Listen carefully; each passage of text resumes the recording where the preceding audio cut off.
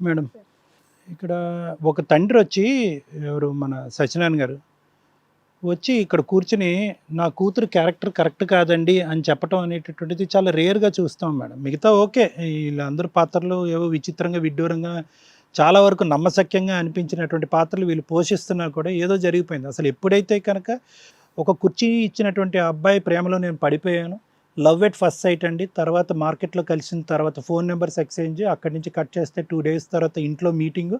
ఆ మీటింగ్ కాస్త physical association, తర్వాత పోలీస్ కేసులు అంటే కనుక ఇది అంటే ఇంత స్పీడ్‌గా కూడా ఉంటాయా కేసులు? ఇంత అంటే మనకి ఇక్కడ కూర్చునే వాళ్ళకి మనకే నమ్మశక్యంగా లేదు. కానీ జరగటానికి ఒక అవకాశం ఉంది అన్నట్టు మనకి ఎప్పుడైతే నమ్మకం వచ్చిందో, ఎప్పుడైతే మన సంతోష్ వచ్చి ఇక్కడ కూర్చొని madam this is an expected outcome. ఇది నేను మరీ అంత ఆశ్చర్యపోవట్లేదు అన్నట్టుగా ఆ అబ్బాయిలో ఎక్కడ ఒక చలనం లేదు, ఒకటి లేదు. అంటే ఏంటంటే 2 థింగ్స్ ఇక్కడ. సంతోషు, స్వాతి వీళ్ళిద్దరి మధ్యన మ్యారేజ్ అయితే కనుక పెద్దలు జరిపించారు గానీ, మీ వరకు ఏది రాకపోయినా కూడా వాళ్ళిద్దరి మ్యారేజ్ అంత సవ్యంగా నడవలేదు అనేటటువంటిది మనకు బాగా అర్థమవుతుంది సత్యనారాయణ గారు. అంటే మీ వరకు రాలేదు. ఎందుకంటే వాళ్ళిద్దరు గొంతుకులు కూడా ఎక్కడ లెగట్లేదు చూసారా? ఎక్కడ వాయిస్ వినిపించట్లేదు. మాది ఇది కష్టం అని చెప్పి బయటికి పంచాయతీలు పెట్టి, కొట్లాట్లు పెట్టి ఆ స్థాయి కాదు. వీళ్ళేంటంటే మనసులోనే అనుకుంటారు, చేసేస్తూ ఉంటారు. వీళ్ళిద్దరికి జెల్ అవ్వలేదు. ఏం జెల్ అవ్వలేదు అంటే కనుక ఇక్కడ స్వాతి అనేటటువంటి అమ్మాయి అవుట్ గోయింగ్ అమ్మాయి, బయటకు కదిలేటటువంటి అమ్మాయి, ప్రపంచం చూడాలి, లోకాన్ని చూడాలి, సంతోషాన్ని ఆస్వాదించాలి, శారీరకపరమైనటువంటి కలయిక కూడా పెళ్లిలో చాలా ఇంపార్టెంట్ అంశం అనేటటువంటి విధంగా ముందుకెళ్ళింది. ఆ అమ్మాయికి ఆ కోరిక ఎక్కువగా ఉందా, లేదంటే సంతోష్ అనేటటువంటి అబ్బాయికి తక్కువగా ఉందా అనేది మనం క్లినికల్గా ఆలోచించవలసింది.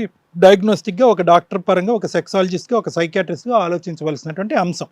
ఇప్పుడు సంతోష్ ఏమన్నాడు సింపుల్గా, ఈ అమ్మాయికి ఆ కోరిక ఎక్కువ అండి, అందు గురించి అది నేను ప్రొవైడ్ చేయలేకపోయానంటే, మరి ఆ కోరిక ఎక్కువ, నువ్వు ప్రొవైడ్ చేసినంతకాలం ప్రొవైడ్ చేస్తే తద్వారా 2 పిల్లలు పుట్టారు.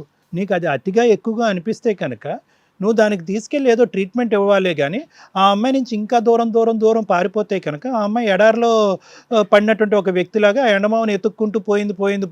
ఈ మహానుభావుడు అడ్డంగా దొరికాడు. మరి ఇతనే దొరికాడా, ఈ తక్కువ మాట్లాడేటటువంటి ఈ అమ్మాయికి ఇంకా ఉన్నారా అనేటటువంటిది కాలం నిర్ణయిస్తుంది. నాకైతే డౌట్. ఎందుకంటే కనుక 5 రోజుల్లో ఒక అబ్బాయి పడ్డాడు అంటే కనుక అతను నెలకి 10 రోజులు బయట ఉంటాడు, 20 రోజులే ఇక్కడ ఉంటాడు. ఈ అమ్మాయి మెట్రోలోనో ఇంకో దాంట్లోనో అటు ఇటు తిరుగుతూ ఉంటుంది. యావరేజ్గా 5 రోజులకు ఒకలంటే ఏమనుకోవాలి? అంటే మీ అమ్మాయి గురించి నేను ఇలా మాట్లాడుతున్నానన్న కాదండి సత్యన గారు, మీరు ఇచ్చినటువంటి స్వేచ్ఛ, నా కూతురి యొక్క క్యారెక్టర్ బాగాలేదండి అని మీరు అన్నారు. సో తద్వారా నేను అక్కడి నుంచి అందుకుంటున్నాను. అంతేగాని మనం నడిబజార్లో ఒక ఆడపిల్లల వైపు వేలెత్తి చూపెట్టడం కాదు. అది నెంబర్ 1. నెంబర్ 2 ఏంటంటే, సరే ఇక్కడ ఈ వేదిక మీద, ఈ గౌరవప్రదమైనటువంటి వేదిక మీద ముగ్గురు పెద్దవాళ్ళు న్యాయ నిపుణులు కూర్చున్నప్పుడు ఆ అమ్మాయిలో ఎక్కడన్నా ఒక పశ్చాత్తాపం కనిపిస్తుందేమో, తన వాదన తను వినిపించడానికి ట్రై చేస్తుందేమో, అటువైపు భర్త ఎలా కరెక్ట్ కాదని వాదించడమే కాకుండా ఈ చిక్కుముడిలోంచి నేను ఎలా బయటపడాలి అనే దానికి పరిష్కారం ఆలోచిస్తుందేమో అనుకున్నా. కానీ ఈ అమ్మాయి అలా పరిష్కార మార్గం ఆలోచించట్లేదు. ఏమంటుంది, నేను తప్పు చేశాననేటటువంటి మాట దేవుడెరుగు, అది తీసి పక్కన పెట్టండి, అతని కర్మ అతను కాలిపోతాడు, ఈ సంతోషం నాకు పీడ విరగడియండి, ఎందుకంటే అతను నాకు కరెక్ట్ కాదు అని అంటాడు. దాంతోపాటు ఏమంటున్నాడంటే వాళ్ళ కుటుంబం ఎలా పోయినా పర్లేదు అంటే ఈ వాదన ఇంకా విడ్డూరంగా అనిపిస్తుంది. ఒకటి, ఆ అమ్మాయికి ఉండేటటువంటి కోరికలు ఎక్కువ తక్కువ అనేటటువంటిది అది తర్వాత మాట్లాడదాం. సంతోష్ గురించి మాట్లాడినప్పుడు అంత నిదానంగా ఇంట్రోవర్ట్గా ఉండేటటువంటి వ్యక్తులతో కొంతమంది ఇటువంటి ఆడపిల్లలు జెల్ అవటం కష్టం. పెద్దల వరకు రావు, హాస్పిటల్స్ వరకు రావు, డాక్టర్ల వరకు రావు, మ్యారేజ్ కౌన్సిలింగ్ల వరకు రావు. కానీ ఆ ఇంట్లోనే ఒక వాడి వేడితో కూడినటువంటి ఒక అంతర్యుద్ధం, కోల్డ్ వార్ అంటాం చూడండి, అది జరుగుతూ ఉంటుంది. సో దాన్ని తప్పించుకోవటానికి అతను ఈ పరిష్కారం వెతకకుండా అతను దూరం పరిగెట్టేటప్పటికి ఇంక ఈ అమ్మాయి మనసు విరిగిపోయి ఆ ఒంటరితనాన్ని ఉండబట్టలేక ఈ అమ్మాయి బయట తిరగటం మొదలుపెట్టింది. సో ఇక్కడ కూర్చున్న తర్వాత ఎవరైతే కనుక రాహుల్ యొక్క పరిస్థితి ఇలా ఉంది, 5 రోజుల పరిచయం ఇక్కడితో కూడా మనం చేతులు కడుక్కుని మన దారి మనం చూసుకుందాం అనుకోకుండా, నువ్వు నన్ను అన్యాయం చేసావు కాబట్టి నీ మీద నేను కేసులు పెడతానని చెప్పి బ్లాక్మెయిల్ చేసేటటువంటి మనస్తత్వం ద్వారా ఈ అమ్మాయి మానసిక పరిస్థితి ఇంకో విధంగా ఉంది అని అనుకో. దానికి మించింది ఏంటంటే కనుక ఈరోజు హైలైట్, 5 రోజుల్లో ప్రేమ, 5 రోజుల్లో వ్యవహారం నడిచింది అనేది కాకుండా ఇద్దరు పిల్లలు ఉండి కూడా మీరు వచ్చేంత వరకు పిల్లలు లేనటువంటి ఒక అమ్మాయిలాగా ఆ అమ్మాయి వ్యవహరించటం, ఆ ఇద్దరు పిల్లల్ని సంతోష్ సాక్కోవటం అనేటటువంటిది ఇంకా విచిత్రంగా విడ్డూరంగా అనిపిస్తుంది. ఎందుకంటే ఎంత క్యారెక్టర్ పాడైనటువంటి, ఎంత అనాలోచితంగా ప్రవర్తించేటటువంటి ఆడపిల్ల అయినా కూడా ఇంత దిగజారుడు అనేటటువంటిది ఉండదు. అన్లెస్ అంటే ఆ అమ్మాయి మెంటల్ ఎబిలిటీ అనేటటువంటిది కోల్పోయారు. ఆ మెంటల్ ఎబిలిటీ పోయింది, తనకి మానసికంగా తను తీసుకునేటటువంటి నిర్ణయాలు కరెక్ట్గా తీసుకోలేకపోతుందని మనకు ఎలా తెలుస్తుంది అంటే, ఇక్కడ కూర్చున్న తర్వాత ఇంతమంది ఒక 5-6 కూర్చుని ఇక్కడ అమ్మ నువ్వు తప్పు చేసావు, అమ్మ నువ్వు తప్పు చేసావు అని అన్నా కూడా ఇప్పటికీ కూడా స్వాతి తను సమర్థించుకుంటూ పశ్చాత్తాపం పొందకుండా నేను చేసినటువంటి తప్పు కాదు, నాకు నచ్చినటువంటి వ్యక్తితోనే కంటిన్యూ అవుతాను, ప్రపంచం ఎలాగన్నా పోనీయండి అని చెప్పి బెదురు భయం లేకుండా సొంత కన్న తండ్రి ఎదురుగుంటానే మాట్లాడుతుంది చూడండి. అది అన్నిటికంటే విచిత్ర విడ్డూరమైనటువంటి పరిస్థితి. దాన్ని బట్టి నా ఆలోచన ఏంటంటే కొద్దిగా ఈ అమ్మాయికి కొద్దిగో అంటే కనుక అందరు నవ్వుతారేమో, కొద్దిగా అమ్మాయి మానసిక పరిస్థితిని మనం విశ్లేషించి దానికి సంబంధించినటువంటి ట్రీట్మెంట్ ఇప్పిస్తే కనుక ఈ అమ్మాయి జీవితం మీ కన్న కూతురు యొక్క పరువు ఎలా ఉంటుందో మనం పక్కన పెడితే, ఇటువంటి మగాళ్ళు ఎవరైతే ఉన్నారో ఆడవాళ్ళు వస్తే కనుక మెట్రోలో లెగిసి సీట్ ఇస్తే కనుక ఇలా ఇరుక్కుపోయేటటువంటి పరిస్థితి రాకుండా వేరే మగవాళ్ళని మనం కాపాడినటువంటి వాళ్ళని, వేరే ఆడవాళ్ళ కుటుంబాలని కాపాడినటువంటి వాళ్ళం అవుతాం. సత్య గారు, సంతోష్ ఇప్పుడు ఎలా ఉందండి సంతోష్? ఈ అమ్మాయి ఓకే, ఈ అమ్మాయికి మానసిక పరిస్థితి బాగాలేదు కాబట్టి ఇలా వ్యవహరించిందని అనుకోవచ్చు, కానీ మరీ సొంత భార్య ఇలా చేస్తూ ఉంటే కనుక ఒక ఎక్స్పెక్టెడ్ అవుట్కమ్తో కాన్ఫిడెంట్గా ఇక్కడ చేతులు కట్టుకుని మీరు కూర్చుని ఏమండి అవునండి నేను ముందే ఎక్స్పెక్ట్ చేశానండి, మా అమ్మాయికి కొద్దిగా ఆ కోరికలు ఎక్కువ కాబట్టి నేను నా బిజినెస్ పని నేను చూసుకుంటున్నాను, ఇప్పుడు ఆ అమ్మాయి వెళ్ళిపోయింది ఏమనుకుంటున్నాను అంటే ఏమో తెలియదండి అంటే గట్టిగా ఆ అమ్మాయి చేసినటువంటి తప్పును నిలదీనటువంటి మీ మనస్తత్వం,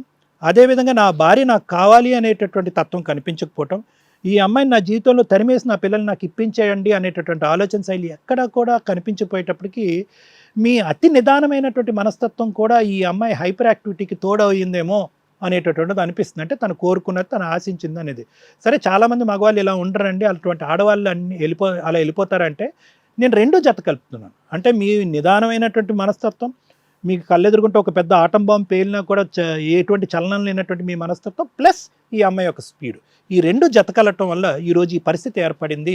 ఈ అమ్మాయి మానసిక పరిస్థితి వల్ల ప్రధానంగా ఈ పరిస్థితి ఏర్పడిందని నేను చెప్తున్నాను సార్.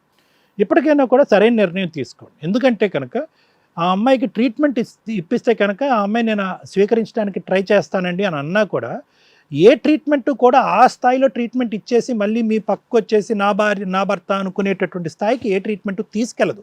కొంతవరకు ఈ అమ్మాయి మానసిక పరిస్థితి మార్పు చేసి ఆ విపరీతమైన దూరం తగ్గించచ్చేమో, కానీ ఆ పిల్లలకు ఒక తల్లిలాగో ఒక ఐడియల్ సిచ్యువేషన్ మీరు ఊహించుకోవటం కరెక్ట్ కాదు. ట్రీట్మెంట్ ఇచ్చినా ఇవ్వకపోయినా ఈ అమ్మాయి ఇప్పటికైతే కనుక మీరు వద్దు అనుకుంటుంది కాబట్టి ఆవిడ కావాలి అనే నిర్ణయం జాగ్రత్తగా ఆలోచించుకోండి.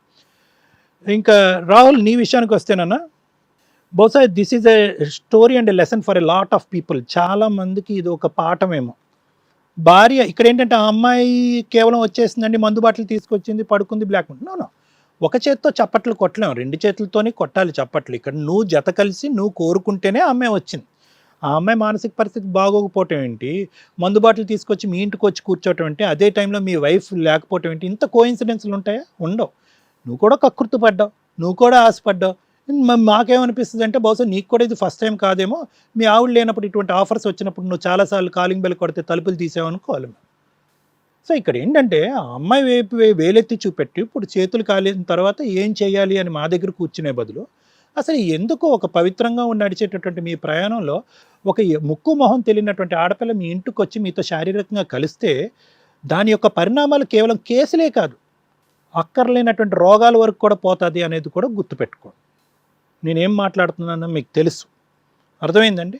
ఇప్పటికీ కూడా మీ భార్యకి ఈ అంశం తెలియదు కాబట్టి ఎప్పటికైనా కూడా ఇటువంటి అడ్డదిడ్డమైనటువంటి దోవల్లో పోయి ఆడపిల్ల ఆటోమేటిక్గా వస్తుంది, టోటల్గా అడ్వాంటేజ్ తీసేసుకుందాం అని అనుకోకండి. అంత ఈజీగా వచ్చేటటువంటి ఆడపిల్ల వెనకతలో ఒక పెద్ద కథ ఉంటుంది. ఆ కథ వెనకతలో భయంకరమైన పరిణామాలు ఉంటాయి. ఈ అమ్మాయి ఇప్పటికీ కేసులు వేయలేదు, వేస్తాను జాగ్రత్తగా అంటుంది.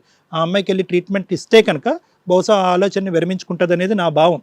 కానీ మీరు నేర్చుకోవాల్సిన పాఠం ఏంటి?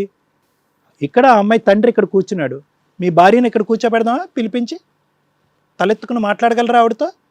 రేపొద్దున మీతో కాపురం చేస్తుందా? పిల్లల్ని మీకు మీ మొహం చూడనిస్తుందా? అర్థం చేసుకోండి. ఓకే మేడం, ఈ అమ్మాయికి అయితే ట్రీట్మెంట్ అనేది అవసరం. Thank you sir.